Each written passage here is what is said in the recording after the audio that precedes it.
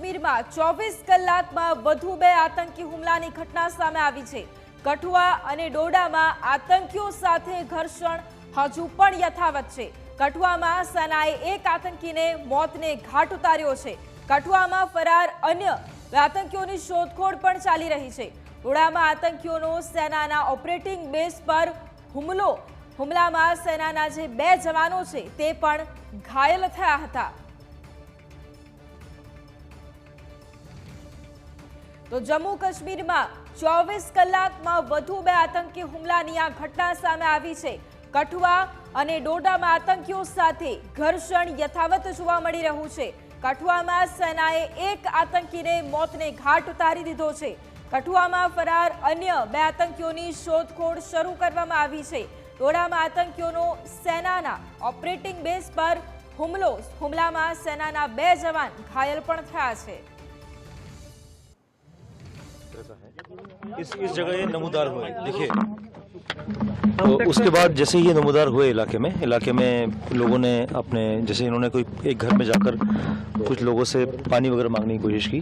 तो जब लोग दहशत में आए तो उसके बाद जैसे सूचना मिली इसकी तो यहाँ पर एसएचओ और एसडीओ की टीम मौके पर पहुंची और चूंकि उसमें एक आतंकवादी ने उन पर ग्रेनेड लॉन्च करने की कोशिश की और एक्सचेंज ऑफ फायर में वो टेररिस्ट मारा गया। तो ये टेररिस्ट मारा गया है और जो दूसरा आतंकवादी है वो इस इलाके में छिपे होने की उसकी खबर है और अभी सर्च ऑपरेशन जारी है। ऐसी अनकन्फर्म्ड रूमर्स इस इलाके में काफ़ी चल रही है कि काफ़ी लोग आहत हुए हैं।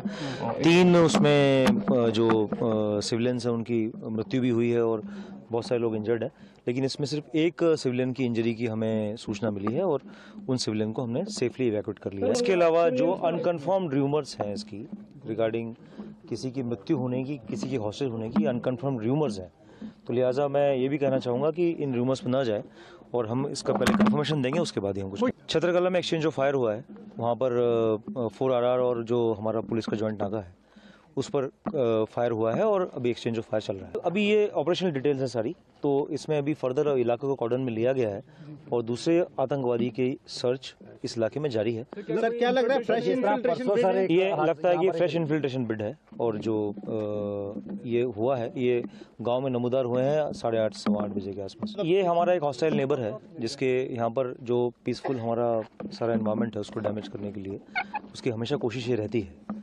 तो लिहाजा ये जो इन्फिल्ट्रेशन है ये appear to be fresh infiltration और जैसे एक आतंकवादी मारा गया दूसरे की भी सर्च जारी। छतरकला में बेसिकली हमारा डिप्लॉयमेंट है ऑलरेडी, तो उसमें 4RR और हमारे पुलिस का जॉइंट नाका होता है उस पर फायर हुआ है और अभी रिटेलिएट किया गया और एनकाउंटर जारी है।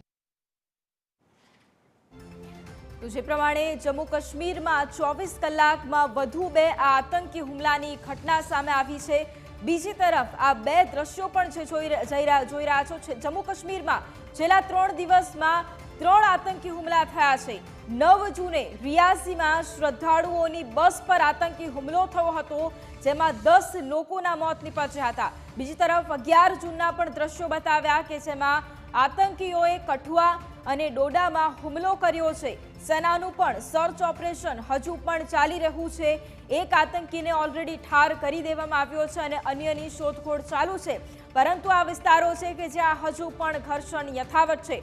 ફરી એક વખત 9 જૂનના રિયાસીના એ દ્રશ્યો કે જે આતંકી હુમલો થયો હતો, બસમાં જે યાત્રાળુઓ છે તે જઈ રહ્યા હતા તેમની બસ પર આતંકીઓએ હુમલો કર્યો હતો જેમાં 10 જેટલા લોકોના મૃત્યુ થયા હતા।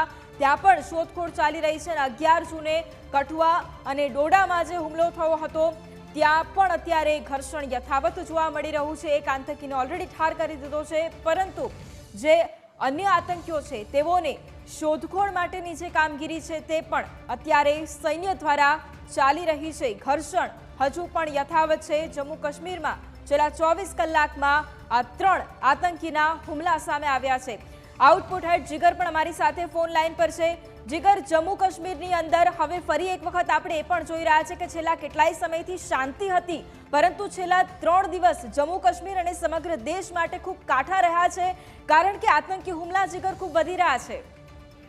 बिल्कुल वैभवी, कारण के तमे जुओ 9 तारीखथी आ सिलसिलो शरू थयो छे अने आजे 11મી जून એટલે કે 11મી जून સુધી આ સતત 3 દિવસમાં એ રીતે આતંકી હુમલા થયા અને ફરી એક વખત સુરક્ષા સામે પણ સવાલ ઉભા થયા છે।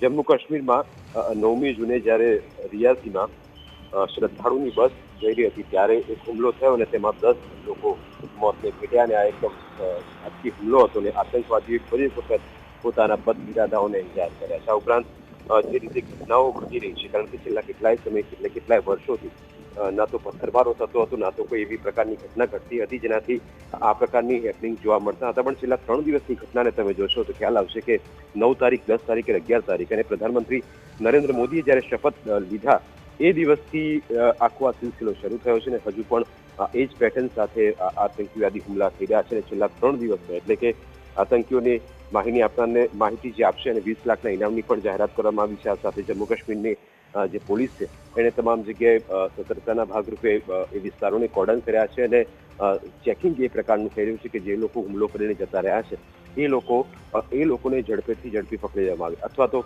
આ પ્રકારના જે હુમલા એક બાદ એક કરવામાં આવ્યા છે એમાં કોઈ આતંકી સંગઠનનો આખો હાથ છે કે પછી છૂટાછવાયા જે આતંકવાદીઓ હંમેશાથી જે એટેક કરતા હતા એ આખું ગ્રુપ ફરી એક વખત એક્ટિવ થયું છે, અથવા તો પછી કોઈ કાવતરા સાથે અથવા તો પ્લાનિંગ સાથે જ્યારે આ પ્રકારની ઘટના ઘટી રહી છે. એટલે કે જે રીતે છેલ્લા 3 દિવસની આ ઘટના અને એમાં 9, 10 અને 11 તારીખમાં એક બાદ એક અટેક થવા, એક બાદ એક શાંતિને દોડવાનો પ્રયત્ન કરવો, કારણ કે જમ્મુ કાશ્મીર છે જ્યાં હવે વિકાસની રફતાર પકડી રહ્યું છે. પ્રધાનમંત્રી નરેન્દ્ર મોદીના પ્રયત્નો અને ત્યારબાદની ઘટનાઓ પરથી એટલું ચોક્કસ છે કે વિકાસની રાહ પર કાશ્મીર આગળ વધી રહ્યું છે. અને એ કાશ્મીરના વિકાસમાં જો કોઈ રોડા નાખવાનું કામ કરતું હોય તો ચોક્કસ પીએમ મોદીની સરકાર અને એનડીએની સરકાર હવે એ જ પ્રકારે પ્રયત્નો કરશે અને આવા જે તત્વો છે તેની સામે કડક પગલાં લેશે. તમે યાદ હશે કે છેલ્લા 2-3 વર્ષમાં આ પ્રકારની કોઈ ઘટનાઓ શાંત થઈ ગઈ હતી, એવા કોઈ એટેક થતા ન હતા, પણ અચાનક એક આખી જાણે એક મોડ્યુલ સેટ થયું હોય અને એ મોડ્યુલ હવે આ પ્રકારના હિચકારા હુમલા કરતું અને તેમાં નિર્દોષ લોકો મોતને ભેટતા હોય. કારણ કે હવે એ શાંતિ જમ્મુ કાશ્મીર જોઈ રહ્યું હતું, એ શાંતિ ઘરની બહાર લોકોને નીકળતા હવે ડર લાગતો ન હતો, પણ ફરી વખત એક આ સુરક્ષા મુદ્દે એક મોટો સવાલ, અને આ સવાલ એટલા માટે પણ ઉભો થઈ રહ્યો છે કારણ કે જો એના પર કાબુ મેળવવામાં આવશે તો જ આ પ્રકારની પરિસ્થિતિ બીજી વખત આપણને જોવા નહીં મળે. કારણ કે આ એક એટેક ફક્ત એ લોકો પર નથી, આ એટેક એ સુરક્ષા પર છે અને સુરક્ષાની જ્યારે વાત આવતી હોય ત્યારે ચોક્કસ કેન્દ્રીય મંત્રાલય અને કેન્દ્રીય ગૃહમંત્રી અમિત શાહ પણ આખી આ ઘટનામાં ખૂબ જ ગંભીરતાથી નોંધ લઈ રહ્યા છે અને તે પણ આખી દિશામાં તપાસ કરીને આગળની કાર્યવાહી જે કરવાની થતી હશે કરશે. પણ ચોક્કસ આ ચિંતાનું એક કારણ છે અને આ ચિંતાને વહેલી તકે દૂર કરવામાં આવે તેવા પ્રયત્નો પણ થઈ રહ્યા છે.